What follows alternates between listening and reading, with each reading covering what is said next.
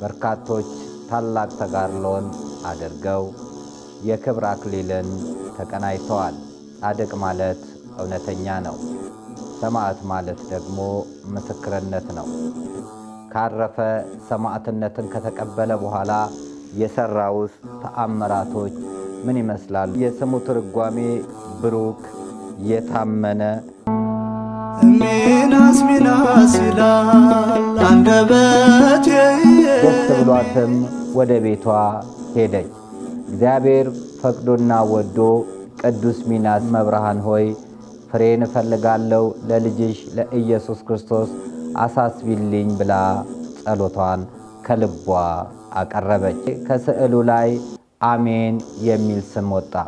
ከዛም ሚናስ የሚልንም ቃል ሰማች። ሚናስ ይላል አንደበቴ።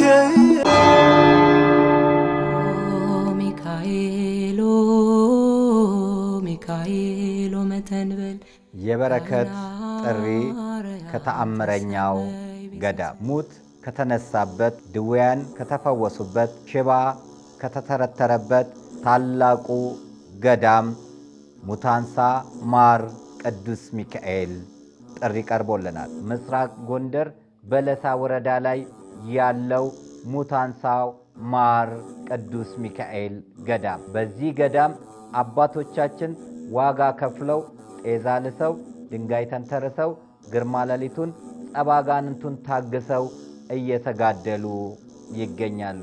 ማደሪያቸውን፣ በዓታቸውን፣ መወሰኛቸውን ቅድሚያ ለእናቶቻችን ይሰራ ብለው በትህትና በመናገራቸው ለእናቶቻችን ተሰርቶ አባቶቻችን ግን በእንደዚህ በሚያሳዝን በዓት ውስጥ በሚያሳዝን ማደሪያ ውስጥ ይገኛሉ። እኛም የአባቶቻችንን ጥሪ በመስማት ፈጥነን በመድረስ ቦታውን ገዳሙን በልማት እንድንለውጥ አደራ እንላለን። ለዚህ ቅዱስ ዓላማ አባቶቻችን ያቀረቡልንን ጥሪ ተግባራዊ እንድናደርግ በፍቅር እንጠይቃቸዋለን። ሁላችንም እይታችን ወደ ሙታንሳው ማር ቅዱስ ሚካኤል ገዳም ይሁን። የክርስቶስ ሰላም ለሀገራችን፣ ቸርነቱ ለሕዝባችን ይሁን። እንደምሰንብታችኋል። ይህ ደረጀ ዘወይንዬ ሚዲያ ነው። በሚዲያችን ሀገራዊ፣ ታሪካዊ፣ ሃይማኖታዊ፣ ባህላዊ፣ ወቅታዊ ጉዳዮችና ሌሎችም ይቀርባሉ። አብራችሁን በመሆናችሁ ታተርፋላችሁ። ለሌሎች በማካፈል ቤተሰባዊነትን ያጠናክሩ። መልካም ቆይታ ይሁንላችሁ። በስመ አብ ወወልድ ወመንፈስ ቅዱስ አሃዱ አምላክ አሜን። እንደምን ሰንብታችኋል? እንኳን ለጾመ ሐዋርያት በሰላምና በጤና አደረሳችሁ። ውድ ተከታታዮቻችን እንደ እግዚአብሔር አምላክ ቅዱስ ፍቃድ ነገረ ቅዱሳንን፣ ዝክረ ቅዱሳንን በስንክሳር ክፍላችን እናነሳለን። እግዚአብሔር በቅዱሳኖች ይመሰገናል። በርካቶች ታላቅ ተጋድሎን አድርገው የክብር አክሊልን ተቀናይተዋል። ጻድቅ ማለት እውነት ሲሆን፣ ጽድቅ ማለት እውነት ሲሆን፣ ጻድቅ ማለት እውነተኛ ነው። ሰማዕት ማለት ደግሞ ምስክርነት ነው። እነዚህ አባቶቻችን ዋጋ ከፍለው ይህችን ሃይማኖት አስከብረውልናል።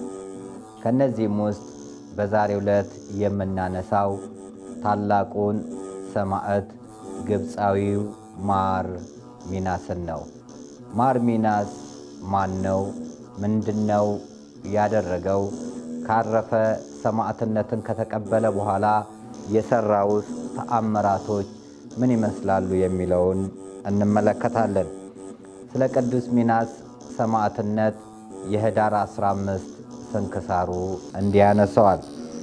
አምድ አምላክ በሚሆን በአብ በወልድ በመንፈስ ቅዱስ ስም ህዳር 15 በዚህ ቀን የስሙ ትርጓሜ ብሩክና የታመነ የሆነ ቅዱስ ሚናስ በሰማዕትነት አረፈ ይላል። እንግዲህ የስሙ ትርጓሜ ብሩክ የታመነ ተብሎ ተነግሮለታል። ይህ ቅዱስ አባት ታላቅ ተጋድሎን ከማድረጉ በፊት የእሱ አባት አናቂዎስ ከሚባል ሀገር ስሙም አውዶክስዮስ ይባላል ሀገረ ገዢ ሆኖ ባለበት ሰዓት ወንድሙ ቀንቶበት ለንጉሡ በመናገር ንጉሡ ወደ ሌላ ቦታ እንዲሄድና ወደ አፍራቅያ እንዲሾም አደረገው። የቅዱስ ሚናስ እናትም በቅድስት ማርያም ቤተ ክርስቲያን በዕለተ ቀኗ ወደ ቤተ ክርስቲያን በምትሄድበት ሰዓት ብዙዎች ልጆቻቸውን መልካም ልብስ አልብሰው ደስተኞች ሆነው ወደ ቤተ ክርስቲያን ሲገቡ ተመለከተች። እናትየውም ወደ ቅድስት ድንግል ማርያም ስዕል ፊቷን አዞረችና እመብርሃን ሆይ ፍሬን እፈልጋለሁ፣ ለልጅሽ ለኢየሱስ ክርስቶስ አሳስቢልኝ ብላ ጸሎቷን ከልቧ አቀረበች። ያን ጊዜ ከስዕሉ ላይ አሜን የሚል ስም ወጣ። ከዛም ሚናስ የሚልንም ቃል ሰማች። ደስ ብሏትም ወደ ቤቷ ሄደች። እግዚአብሔር ፈቅዶና ወዶ ቅዱስ ሚናስን ያ ብሩክ ተብሎ የተጠራውን ያኛውን የታመነ የሚል የስም ትርጓሜ የተሰጠውን ቅዱስ ሚናስን ወለደች። በመልካም አስተዳደግም እያሳደጉ ሳለ 12 ዓመት ሲሆነው ያደግ አባት አረፈ። ከዛም በ3 ዓመት ልዩነት ቅዱስ ሚናስ 15 ዓመት ሲሆነው እናቱን በሞት አጣ። ቅዱስ ሚናስ በሚያዝንበት ሰዓት እግዚአብሔር አበረታው፣ እግዚአብሔር መልአክም አጽናናው። ከዛም መልካም ስለሆነ እርሱን ሀገረ ገዢ አድርገው ሾሙት። እሱም በመልካም ሀገረ ገዢ ሹምነት መልካምን እያደረገ እያለ ዲዮቅልጥያኖስ ክዶ ክርስቲያኖችን መፍጀትን ጀመረ። በዚህ ሰዓት ቅዱስ ሚናስ የውትድርነቱን ትቶ ለእግዚአብሔር ወታደር ብሆን ይሻለኛል ብሎ ገዳም ገብቶ በጸሎት ይጋደል ጀመር። በመጨረሻም በርካታ ክርስቲያኖች በሰማዕትነት እንዳለቁ በሚሰማበት ሰዓት እንደዚሁም ደግሞ ሰማዕታት የክብር አክሊል እንደሚቀበሉ ባየበትና በተመለከተበት ሰዓት እርሱም ወደ ከተማ ለሰማዕትነት ወጣ። ሌሎች መኮንኖችና ሰዎች ይቅርብ እባክህ አሉት። እጅግም በጣም ይወዱት ስለነበረ ቅዱስ ሚናስን አባበሉት። በብዙ ጥቅምም ሊገዙት ፈለጉ። ነገር ግን ማር ሚናስ አይሆንም ብሎ ራሱን ለክርስቶስ አሳልፎ በመስጠት በብዙ ስቃይ ውስጥ አለፈ። የክርስቶስ ወታደርነቱን ገለጠ። ያማረ የጣመን ትቶ የደመቀ የሞቀን ትቶ ስለ ክርስቶስ እውነት በአደባባይ ቆመ። የንጉሡ ሰይፍ አላስፈራውም። የአገረ ገዢው ግርፊያ፣ እንግልት፣ መከራ፣ ስቃይ ወደ ኋላ አልመለሰውም። ማኅቶተ ቤተ ክርስቲያን ቅዱስ ጳውሎስ እንደተናገረ ከክርስቶስ ፍቅር ማን ይለየናል? መከራ ነውን? ስደት ነውን? ችግር ነውን? ረሃብ ነውን? ጥም ነውን? እንዳለ ቅዱስ ሚናስም የቅዱስ ጳውሎስን ፈለግ በመከተል መከራውን በደስታ ተቀበለ። ከዛም ግርፊያው፣ እንግልቱ እርሱ ሳይሆን ገራፊዎቹ ከሰለቹ በኋላ አንገቱን በሰይፍ ቀሉ። በ24 ዓመቱ በ305 ዓመተ ምህረት ቅዱስ ሚናስ ሰማዕትነትን ተቀበለ። ከዛም በኋላ ቅዱስ ሥጋውን ወደ እሳት ውስጥ እንዲጣል ተደረገ። እሳቱ ግን አላቃጠለውም። አናንያ፣ አዛርያ፣ ሚሳኤልን ወደ እሳት ጥለው ነገር ግን እሳቱ እንዳላቃጠላቸው ሁሉ ቅዱስ ሚናስንም እሳቱ አልነካውም። ከዛም የቅዱስ ሚናስን ሥጋውን ወስደው ዘመነ መከራ ዘመነ ሰማዕታት እስኪያልፍ ድረስ በክብር አስቀመጡ። በአንድ ወቅትም በዛ አካባቢ ያሉት ጦርነት ስለበረታባቸው የእርሱን ቅዱስ ሥጋውን ይዘው በመርከብ ጉዞ ጀመሩ። በሚሄዱበትም ሰዓት ከባህር ውስጥ ከይሲ የሆነ አንገቱ እንደ ግመል የረዘመ የቅዱስ ሚናስን ሥጋ ሊልስ በሚወጣበት ሰዓት ከቅዱስ ሚናስ ሥጋው ላይ ከክቡር አጽሙ ላይ እሳት ወጥቶ ሲያቃጥላቸው ተመለከቱ። እጅግም ደስ አላቸው፣ እጅግም ፈሩ። እስክንድርያ ሄደው ድል አድርገው ከተመለሱ በኋላ ከመርከብ አውርደው በግመል ቅዱስ ሥጋውን ጫኑ። ከዛም ግመሉ አልንቀሳቀስም ብሎ እምቢ አለ፣ አስቸገረ። ግመሉን መደብደብ ጀመሩ። በመጽሐፍ ቅዱስ ኦሪት ዘኍልቍ ምዕራፍ 23 ላይ እንደምንመለከተው በለዓም ለእርግማን በሚወጣበት ሰዓት የተቀመጠባት አህያ የእግዚአብሔርን መልአክ አይታ ስታፈገፍግ አህያዋን መደብደብ ጀመረ ይለናል። አህያዋ ግን በፍጹም ወደፊት መሄድ አልቻለችም። አህያዋ መልአኩን ስታይ፣ በለዓም ግን መልአኩን ማየት አልቻለም። ለአህያዋ እግዚአብሔር አንደበት ሰጥቷት ስለምን ትመታኛለህ ብትለው ከአህያ ጋር ሙግት ጀመረ። ስላለመታዘዝሽ ነው አላት። አስቀድሜ ታዘዝ አልነበረምን ብትለው አዎ በፊትማ ቀድሞማ ትታዘዥኝ ነበር ብሎ ተናገረ። እግዚአብሔርም አይነ ልቦናውን ሲያበራለት የእግዚአብሔር መልአክ የተመዘዘ ሰይፍ ይዞ በፊቱ ቆሞ ተመለከተ። በግንባሩም ተደፍቶ ሰገደለት። በለዓም አህያዋን የደበደበው አይነ ልቦናው ስለታወረ ነው። ከአህያ አነሰ። በሥላሴ አርአያና አምሳያ የተፈጠረ በለዓም ነገር ግን ከእንስሳት አንሶ የእግዚአብሔርን መልአክ ማየት አልቻለም። ዛሬም ብዙዎች የቤተ ክርስቲያንን ክብር ማወቅ አልቻሉም። አይነ ልቦናቸው ስለታወረ የቅድስት ቤተ ክርስቲያንን ክብር፣ የቅድስት ድንግል ወላዲተ አምላክን ክብር፣ የተዋህዶን ክብር፣ የመላእክትን ክብር፣ የነቢያትን ክብር፣ የጻድቃንን ክብር፣ የሐዋርያትን ክብር፣ የቅዱሳንን ክብር ማወቅ አልቻሉም። እንደውም ለማቃለልና እነሱ ከቅዱሳን በላይ እንደሆኑ ራሳቸውን ሲገልጡ እናያለን። ይህ የሆነው አይነ ልቦናቸው ስለታወረ ነው። አንድ ሰው አይነ ልቦናው ከታወረ እንደ ፈርዖን አይነ ልቦናው ከደነደነ፣ ልቡ ከደነደነ ምንም ማድረግ አይችልም። ፈርዖን እስራኤላውያንን ሕዝቤን ልቀቅ ብሎ እግዚአብሔር ቢነግረውም ያን ሁሉ ተአምራት ቢሰራም 10ኛ በኵረ ሞት ቢያመጣበትም መጨረሻ ፈረስና ፈረሰኞቹ በኤርትራ ባህር ሰምጠው ቀሩ። እንዲህ ነው እንግዲህ ልቦናው የደነደነ ሰው መጨረሻው ሞት ነው። ቢነገረን የማንሰማ ብዙዎች ቤተ ክርስቲያንን የምንዳፈር፣ ቅዱሳንን የምንዳፈር፣ ቅድስት ክብርት ልዕልት ወላዲተ አምላክን የምንዳፈር፣ ይችን በክርስቶስ ደም የተመሰረተችዋን ቤተ ክርስቲያንን የምንዳፈር ሰዎች መጨረሻችን ሞት ነው፣ ስጥመተ ኤርትራ ነው። ስለዚህ ቤተ ክርስቲያንን፣ የሃይማኖት ሰዎችን መዳፈር፣ መናቅ፣ ማንቋሸሽ አይገባም።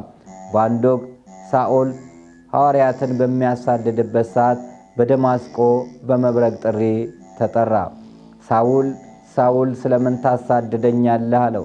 እኔ አንተን የማሳድድ አንተ ማነ ብሎ ሳውል መለሰ። የቀደመው ሳውል ኋላ ጳውሎስ የተባለ አንተ እኔን የምታሳድደኝ እኔ የናዝሬቱ ኢየሱስ ነኝ አለው። ኢየሱስ ክርስቶስን ማሳደድ ማለት ቅዱሳኖችን ስናሳድድ ኢየሱስ ክርስቶስን እናሳድዳለን። ቤተ ክርስቲያንን ስናሳድድ ኢየሱስ ክርስቶስ የሞተላትን እናሳድዳለን ማለት ነው። ስለዚህ ጻድቃንን ማሳደድ ኢየሱስ ክርስቶስን ማሳደድ ነው። ሰማዕታትን ማሳደድ ማለት ኢየሱስ ክርስቶስን ማሳደድ ነው። ቅዱስ ጳውሎስ በደማስቆ የመብረቅ ጥሪ ተጠርቶ ዓይኑ ላይ ያለው ቅርፊት ተነስቶለት ከአሳዳጅነት ወደ ተሳዳጅነት ተለውጦ 14 መልእክታትን ጻፈ። እስከ 3ኛው ሰማይ ተነጠቀ። ድንኳን እየሰፋ ሕዝቡን አገለገለ። ለወንጌል የተጋ ሆነ። ብዙ ተጋድሎንም ተጋደለ። ቅዱስ ጳውሎስ እንግዲህ ምርጥ ዕቃ የተባለው ቅዱስ ጳውሎስ እኔ ጭንጋፍ ነኝ ብሎ ራሱን ዝቅ አደረገ። ቅዱስ ጳውሎስ ጭንጋፍ ከሆነ እኛ ምን እንሆን ይሆን? ዛሬ ከቅዱስ ጳውሎስ ጋር ራሳቸውን የሚያስተካክሉ አንዳንድ ፓስተሮችን እየተመለከተን ነው። ቅዱስ ጳውሎስ አብዝቶ የጾመ እየተጋደለ በ67 ዓመተ ምህረት በኔሮን ቄሳር ጊዜ ሮም ላይ አንገቱን የሰጠ መልካም ገድልን ተጋድያለሁ፣ ሩጫዬንም ጨርሻለሁ፣ የክብር አክሊል ይጠብቀኛል ብሎ ጽድቅን እንደሚያገኝ በእውነት ያመነና የመሰከረ ቅዱስ ጳውሎስን አክላለሁ ብሎ ማለት ምን ማለት ነው? ቅዱስ ዳዊት ልበ አምላክ የተባለ እግዚአብሔር 7 ጸጋ እየሰጠው በጠጠር ጎልያድን የጣለ ቅዱስ ዳዊት እኔ ትል ነኝ ካለ እኛ ቫይረስም መሆን አንችልም ማለት ነው። አበብዙኃን አብርሃም እኔ አፈር ነኝ ካለ አጋዕዝተ ዓለም ሥላሴ በቤቱ የተገለጡለት ለበረከቱን የምትረግመውን እረግማለሁ የምትመርቀውን እመርቃለሁ ብሎ በሕገ ልቦና ውስጥ ሆኖ እግዚአብሔርን ፈልጎ ያገኘ አብርሃም እኔ አፈር ነኝ ካለ እኛ ምን ልንሆን ነው? ቅዱሳን ራሳቸውን ዝቅ ሲያደርጉ ኃጢአተኞች ደግሞ ከፍ ከፍ ራሳቸውን ያደርጋሉ። ለዚህ ነው በጎችን በቀኝ ፍየሎችን በግራ ያለው። በጎች አፍረተ ሥጋቸውን ይሸፍናሉ፣ ዝቅ ብለው አንገታቸውን ይሄዳሉ። ፍየል አፍረተ ሥጋዋን ስለማትሸፍን ቀና ቀና ብላ ስለምትሄድ የኃጢአተኛ ምሳሌ ተደረገች። ዛሬም ከቅዱሳን ነን በላይ እያሉ ራሳቸውን ከፍ የሚያደርጉ የፍየል ተምሳሌት የሆኑ ናቸው።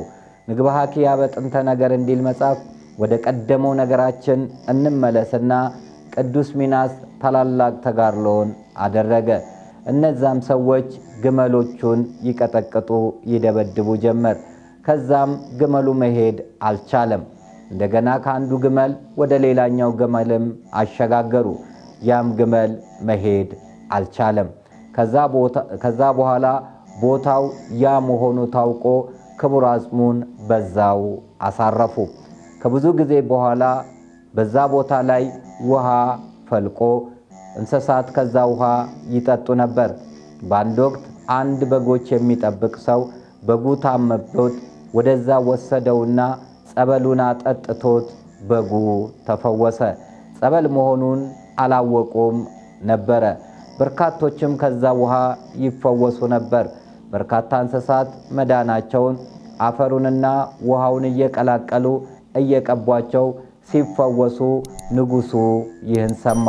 የሮም ንጉሥ ይሄን እንደሰማ ልጁ በክፉ ቁስል ታማበት ነበርና ወደዛ ወደ በግ ጠባቂው ላካት። እርሱም በዛ ውሃ እንድትጠመቅ እንድትታጠብ አደረገና ተፈወሰች። ያን ጊዜ ምን ላድርግ ብላ ተጨነቀች። ብዙ ሕዝብ ወደዛ ቦታ እየመጣ ይፈወስ ነበረ። ከዛም በሕልሟ ቅዱስ ሚናስ አናገራት። ክቡር አጽሜ በዚህ ነውና ያለው እሱን አውጪው አላት። ከዛም ክቡር አጽሙን ቆፍረው አወጡት። ንጉሡም በዛ ቦታ ላይ ታላቅ ቤተ ክርስቲያን ተሰራ። ሰኔ 15 ቅዳሴ ቤቱ የቅዱስ ሚናስ መሪውጥ በተባለ ስፍራ ተደረገ። የቦታውንም ስም መሪውጥ ብለው ጠሩት።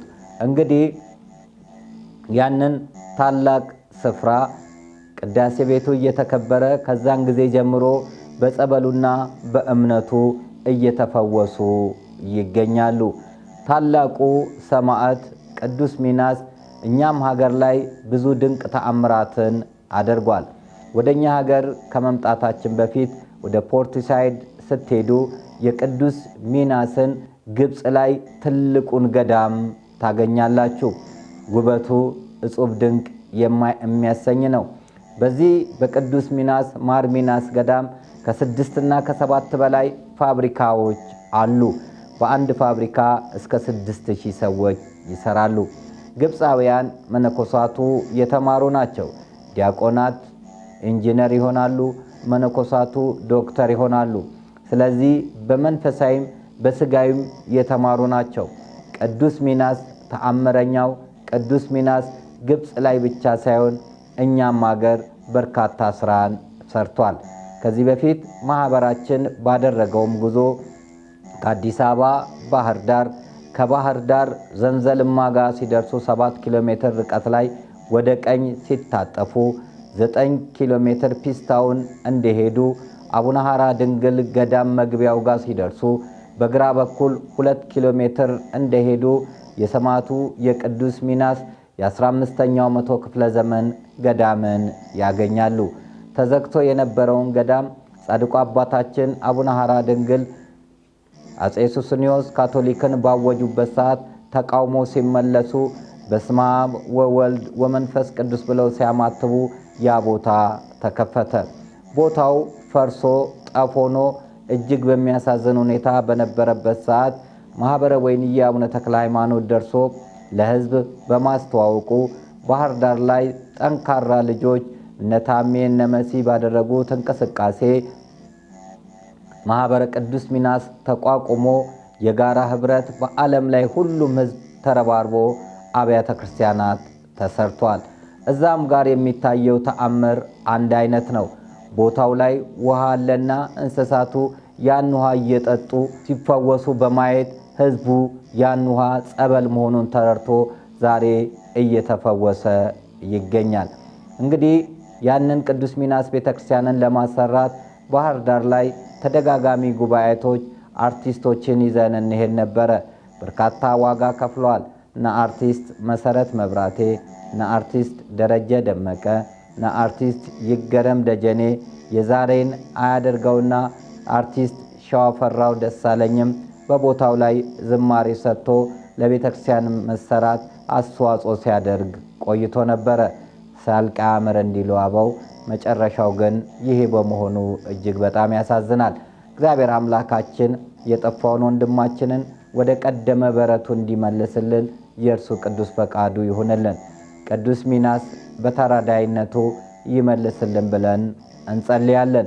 እንደዚሁም ደግሞ እዚሁ ከአዲስ አበባ ጣፎ ለገዳዲ መስመር ላይ ልክ አዲስ አበባን ወጣ ብላችሁ አባ ኪሮስን እንዳለፋችሁ በግራ በኩል ሲሲዲ የተባሉ ትልልቅ የሚያማምሩ ቤቶች ባሉበት ጀርባ ዳሌ ደብረ ፀሐይ አቡነ ተክለ ሃይማኖት ወቅዱስ ሚናስ ቤተ ክርስቲያን ይገኛል። በአንድ ወቅት ቦታው ላይ ተገኝቼ የመሬት ችግር ስለነበረባቸው ያን ችግራቸው እንዲፈታ መሬት ለመግዛት አስተዋጽኦ ስናደርግ ነበረ። ሊቀ ትጉሃን ገብረ መስቀል ወልደ መስቀል በቦታውም ላይ ተገኝተው ሲያስተባብሩ ቆይቻለሁ። ባታዊ ገብረ መስቀል አይባሉም፣ ሊቀ ትጉሃን ነው። ለምን? በትዳር ሰው ካለ ባህታዊ ስለማይባል ሆነው ሲያስተባብሩ ተመልክቻለሁ። ያም ቦታ ብዙዎች በመምጣት ቢሮ ድረስ እንደዚሁም ደግሞ በመደወል ቤተክርስቲያኑ ከፍተኛ ችግር ላይ እንዳለ፣ በሚያሳዝን ሁኔታ ላይ እንዳለ፣ ደሞዝ መክፈል እንዳቃታቸው እዚሁ ከተማ ውስጥ ሆኖ ግን እጅግ በብዙ ነገር እንደተቸገረ ነግረውናል። እግዚአብሔር ቢፈቅድ ሰኔ 15 የቅዱስ ሚናስ ቅዳሴ ቤቱ በዚሁ ቦታ ላይ በታላቅ ስነ ስርዓት ይከበራል። ፈዋሽ ጸበል የሚገኝበት ተአምራቱ የማያልቅ ሰማዕቱ ቅዱስ ሚናስ በድምቀት የሚከበር ስለሆነ በአዲስ አበባ አካባቢና በተለያየ ስፍራ ያላችሁ ሰዎች ወደዚህ ቦታ ወደ ተረሳው ወደ ተዘነጋው ቦታ በመምጣት ቤተክርስቲያኑንም በማገዝ ከቅዱስ ሚናስ በረከትና ረድኤትን እንድትካፈሉ ደረጀ ዘወይንዬ ሚዲያ በፍቅር ጥሪውን ያቀርባል። ይህን ሰማዕት ልናስበው ይገባል። እንግዲህ ህዳር 15 ሰማዕትነት የተቀበለበት ቀንና ሰኔ 15 ቅዳሴ ቤቱ የከበረበት ቀን ስለሆነ እንዲሁም በርካቶች የተፈወሱበት ቀን ስለሆነ ሰኔ 15 ሙታን የተነሱበት፣ ድውያን የተፈወሱበት፣ ሽባ የተተረተሩበት፣ ለምጻሞች የነጹበት፣ ጎባጣ የቀኑበት፣ ድንቅ ተአምራት የታየበት ቀን ስለሆነ በዚህ ቦታ ላይ ተገኝታችሁ ጸበል እንድትጠመቁ፣ በጤና ችግር ውስጥ ያላችሁ፣ በህመም ውስጥ ያላችሁ በጸበሉ እንድትጠመቁ፣ እንደዚሁም የሰላም ችግር፣ የትዳር ችግር፣ የልጅ ችግር፣ የበረከት ችግር ያላችሁ ሰዎች ደግሞ ቅዱስ ሚናስ ጋር መጥታችሁ ተንበርከካችሁ ጸልያችሁ በአማላጅነቱ በተራዳይነቱ እንዲደርስላችሁ እንድታደርጉ አሁንም ጥሪያችንን እናቀርባለን። ቅዱስ ሚናስ እጅግ ብዙ ተአምራት እንዳደረገ እናውቃለን፣ እንመሰክራለን። ከዚህ በፊትም ስለ ቅዱስ ሚናስ በገዳማት ታሪክ ሰርተናል። ይሄ ማር ሚናስ፣ ታማኙ አገልጋይ ቅዱስ ሚናስ፣ ገንዘብ ያላታለለው፣ ድሎት ያለወጠው፣ ሹመት ያላሸነፈው ቅዱስ ሚናስ ሰማዕትነቱን በማመን ቦታው ላይ በመገኘት በረከት ልናገኝ ያስፈልጋል። ማነው ጥያቄ የሌለው? ማነው እንቆቅልሽ የሌለው? እንቆቅልሻችን እንዲፈታ፣ ጥያቄያችን እንዲመለስ እግዚአብሔር ኪዳን ስለሰጣቸው ሰንበታቴን ለሚጠብቁ ጃንደረቦች በቤቴ ለዘላለም የማይጠፋ መታሰቢያና ስምን እሰጣቸዋለሁ ብሎ ነቢየ እግዚአብሔር ኢሳይያስ 56 ላይ እንደተነገረ ከዚህም መታሰቢያ ከተሰጠው ከቅዱስ ሚናስ በረከትን ልናገኝ ይገባል። ሌሎቻችንም መንፈሳዊ ጉዞ በማዘጋጀት ቅርብ ስለሆነ ቦታውን ልናይ ያስፈልጋል። አባቶችንም በመቅረብ ምን እናግዛችሁ፣ ምን እንርዳችሁ ልንል ያስፈልጋልና ይሄንን ማር ቅዱስ ሚናስ ይሄንን ያቀረብኩላችሁ ከዚህ በፊት ከ2 እና ከ3 ዓመታት በፊት በቆየበት ሰዓት እዛ ቦታ ላይ በተገኘውበት ሰዓት ላይ ቃል ስለገባው በምችለው ሁሉ አግዛችኋለሁ ብዬ ኪዳን ስለገባው አውደ ምሕረቱ ላይ ቆሜ ለሕዝቡ ስለተናገርኩ የተናገሩት ከሚጠፋ የወለዱት ይጥፋ ነውና ዛሬ መጥተው ቃልህን ጠብቅ በማለታቸው ችግራቸውን ስላስረዱ ስለ ዳሌ ደብረ ፀሐይ አቡነ ተክለ ሃይማኖትና ቅዱስ ሚናስ ለመናገር ተገደድኩኝ። ቅዱስ ሚናስ ታላቅ ሰማዕት ስለሆነ የሰማዕቱ በረከት እንዳያልፈን፣ የሰማዕቱ በረከት እንዳያመልጠን በምንችለው ሁሉ በገንዘባችን፣ በሀብታችን፣ በንብረታችን ቅዱስ ሚናስን ልናግዝ ይገባል። እዚሁ አጠገባችን ከሲሲዲ ጀርባ ለገጣፎ ላይ የሚገኘውን የዳሌ አቡነ ተክለ ሃይማኖት ቅዱስ ሚናስ ቤተክርስቲያንን እንድትረዱ በፍቅር እንጠይቃቸዋለን። እንግዲህ ዛሬ ያነሳነው ታላቁ ሰማዕት ማር ቅዱስ ሚናስ። ወደ ግብፅ በምትሄዱበት ሰዓት ቅዱስ ሚናስን ሳትጎበኙ እንዳትመጡ። እጅግ የሚያስደስት ገዳም፣ ጻዕዳ የሆነ ስፍራ፣ የተማሩ መነኮሳት ያሉበት፣ ሰራተኞች ከነሱ አልፎ ለሌላ የሚረዱ ናቸው። ቤተክርስቲያናችን ከግብፅ መልካም የሆነውን ልትማር ያስፈልጋታል። እኛ ጋር ውድ ቤተክርስቲያን፣ ውድ ህንፃ እየገነባን ትውልዱን እያጣን ነው። ትውልዱ በተለያየ ሃይማኖት እየተወሰደብን ያለው።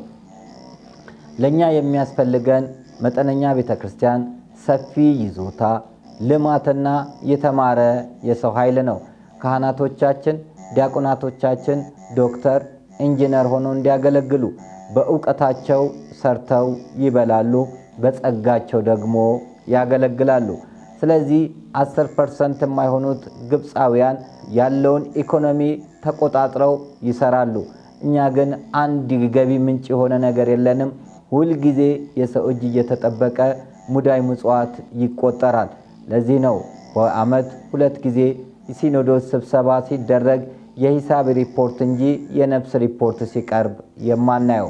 ቤተክርስቲያን የልመና ማስታወቂያ መሆን የለባትም። በጌጠኛ ቤትህም ልማት ይሁን አለ መዝሙር 121 ቁጥር 7 ላይ እንጂ ልመና ይሁን አላለም። አስራታችንን በማውጣት ቤተክርስቲያንን ከተረጂነት አውጥተን ረጂ እንድትሆን ልናደርግ ይገባል።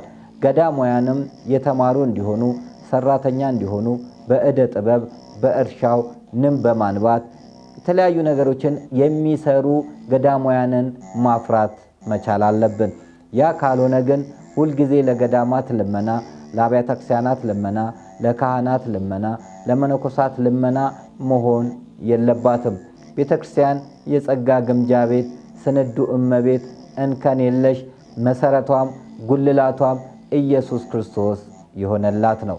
ብዙዎች እየቦጠቦጧት፣ እየበሏት፣ እየጋጧት ገንዘቧን በሙሉ እያሟጠጡ ነው እንጂ ሕዝብ እንደሚያዋጣው ቢሆን ኖሮ ለሌላ ትተርፍ ነበር። ዛሬ ታቦት አቁመን ባለመንን፣ ዛሬ ታቦትን በምክንያት ለመለመኛ እያደረግን እያወጣን ነው። ዛሬ የትኛው ታቦት ነው ሰው የሚወደው እያልን ጽላት እያስገባን ድርብ አድርገን በበዓላት ያደረግነው አግባብነት የሌለው ሥራ ገንዘብ ከመውደድ የመጣ ነው። ገንዘብን መውደድ የክፋት ሁሉ የደም ስር ነው ይላል መጽሐፍ። ስለዚህ ታቦትን በክብር ታቦትን በፍቅር እንድናከብር ሊደረግ ሲገባ የማይታወቁ የተረሱትን ታቦታት እንኳን ብናመጣ መልካም ነው። ስለዚህ የተደበቁት እንዲደበቁ አድርገን ባለው ላይ ግን የምናደርገው አካሄድ አግባብነት የሌለው ነውና ሊስተካከል ይገባል። የዛሬው መርሃ ግብራችን እዚህ ላይ ያበቃል። ስለ ማር ቅዱስ ሚናስ አንስተናል። እንግዲህ ቅዱስ ሚናስ ኅዳር 17 ሰማዕትነት የተቀበለበት የክብር አክሊል የተቀዳጀበት ቀን ሲሆን ሰኔ 15 ደግሞ መሪውጥ በተባለ ስፍራ ቅዳሴ ቤቱ የከበረበት፣ ተአምራቶች የተደረጉበት፣ እግዚአብሔር ቸርነቱን የገለጠበት፣ ቅዱስ ሚናስንም ያከበረበት ቀን ነው። ስለዚህ እርሶ ሰኔ 15ን ዳሌ ደብረ ፀሐይ አቡነ ተክለ ሃይማኖት ወቅዱስ ሚናስ እንድታከብሩ ጥሪያችንን አቅርበናልና በዕለቱ መምጣት የማትችሉ ባላችሁበት ቦታ ሻማ በማብራት ውሃ በመቅዳት ጸበል አድርግልን ብላችሁ ጠጡ። በእምነት ስትጠጡ እውነት እላችኋለሁ እግዚአብሔር ይፈውሳችኋል። እግዚአብሔር ቸር አምላክ ነው። በብዙ የተጨነቃችሁ እንዳላችሁ አስባለሁ። በኑሮ የተጨነቃችሁ፣ በባዕድ ሀገር የተጉላላችሁ፣ የሕመም ጉዳይ በጣም ያንገላታችሁ እንዳላችሁ አስባለሁ። ቅዱስ ሚናስን ተማጸኑና በረከትን፣ ረዴትን፣ ፈውስን፣ ቸርነትን፣ ምሕረትን እንድታገኙ በፍቅር እንገልጽላችኋለን። ቅዱስ ሚናስ ተራዳያችን ነው። ቅዱስ ሚናስ አማላጃችን ነው። ቅዱስ ሚናስ ፈጥኖ ደራሽ ነው። ምናልባት ቅዱስ ሚናስን ዛሬ ብቻ የሰማ ሰው ሊኖር ይችላል። ከዛሬ ከሰማንበት ጊዜ ጀምሮ ይህን እንድታደርጉ አደራ እንላለን። በአንድ ወቅት ወደ ቅድስት ክርስቶስ ሰምራ ስንሄድ አቡነ ሐራ ድንግል ገዳም ገብተን አቡነ ሐራ ድንግልን ግንቦት 11 አክብረን ነበር ወደ እናታችን ወደ ጣና ቅድስት ክርስቶስ ሰምራ የምንሄደው። በዕለቱ ቤተክርስቲያን ለመግባት አልቻልኩም። እግሬን ብራመድ ብል በፍጹም እግሬ ሊራመድ አልቻለም። የምነግራችሁ እውነተኛ የሆነውን ታሪክ ነው። አሁንም ልራመድ ብል ወደ ቤተክርስቲያኑ መግባት አልቻልኩም። ከዛ ወደ መኪና ሲሄድ ግን እግሬ ተራመደ። መኪናው ጋር በምደርስበት ሰዓት አንድ የኔ ቢጤ ስለ ቅዱስ ሚናስ ሲል ሰማው። ሚናስ አልኩት። አጠገቤ ያሉትን ልጆች ይዤ ካሜራ ይዤ ወደ ቅዱስ ሚናስ አመራው። በሚሄድበት ሰዓት አንድ አባትን ብቻ ነበር ያገኘሁት። እዛ ቦታ ላይ ስውራን የሚቀድሱበት ስፍራ በነብር የሚጠበቅ ስፍራ ነው። ቤተ ክርስቲያኑ ፈራርሶ እጅግ በጣም የሚያሳዝን ከማድ ቤት ያነሰ ቤተ ክርስቲያን ነበረ። አለቀስን። አምላክ ሆይ ስለምን ይሄን አሳየህን አለን። ቅዱስ ሚናስ እኔ አላቅህም፣ አንተ ግን ታውቀኛለህ፣ ተራዳይነትህ ይርዳኝ፣ እኔም ፊልሙን ቀርጬ ለሕዝቡ አስተዋውቃለሁ አልኩኝ። እግዚአብሔር ፈቅዶ እግዚአብሔር ወዶ እግዚአብሔር ረድቶን የቅዱስ ሚናስ ቤተክርስቲያንን ሰርቼ ካስተዋወቅኩ በኋላ ነው ማህበር ተመስርቶ ጉባኤ ተዘርግቶ ይህን የመሰለ ህንፃ ቤተክርስቲያን የተሰራው። በርካቶች በውጭም በሀገር ውስጥም በረከትን ረድኤትን ተትረፈረፈላቸው። ቅዱስ ሚናስ ቀላል ሰማዕት አይደለም። እውነት እላችኋለሁ የልቦናችሁን መሻት የሚፈጽምላችሁ ሰማዕት ነውና ቅዱስ ሚናስን ተማጸኑ እንላለን።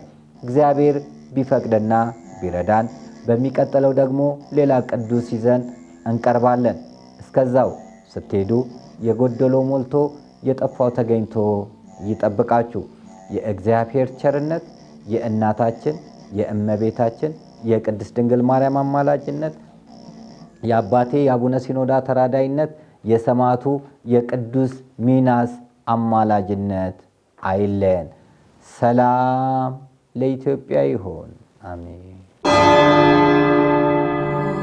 ሚካኤሎ ሚካኤሎ መተንበል የበረከት ጥሪ ከተአምረኛው ገዳም ሙት ከተነሳበት፣ ድውያን ከተፈወሱበት፣ ሽባ ከተተረተረበት ታላቁ ገዳም ሙታንሳ ማር ቅዱስ ሚካኤል ጥሪ ቀርቦልናል። ምስራቅ ጎንደር በለሳ ወረዳ ላይ ያለው ሙታንሳው ማር ቅዱስ ሚካኤል ገዳም። በዚህ ገዳም አባቶቻችን ዋጋ ከፍለው ጤዛ ልሰው ድንጋይ ተንተርሰው ግርማ ሌሊቱን ጸባጋንንቱን ታግሰው እየተጋደሉ ይገኛሉ።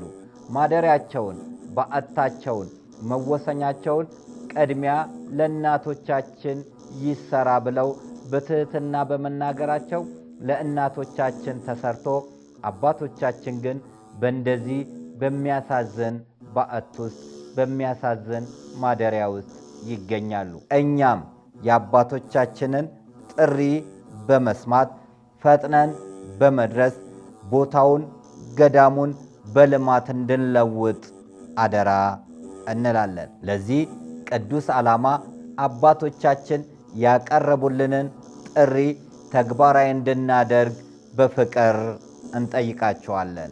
ሁላችንም እይታችን ወደ ሙታንሳው ማር ቅዱስ ሚካኤል ገዳም ይሁን። እኛ በትላንትናና በነገ መካከል ያለን ዛሬ ነን። ዛሬ ላይ ሆነን ነገን በበጎ ነገር እንገንባ። ነገ አዲስ ቀን ነው። ቀኑም ደግሞ ደስ ይላል። ደረጀ ዘወይንዬ ሚዲያ ኢትዮጵያዊ ማንነት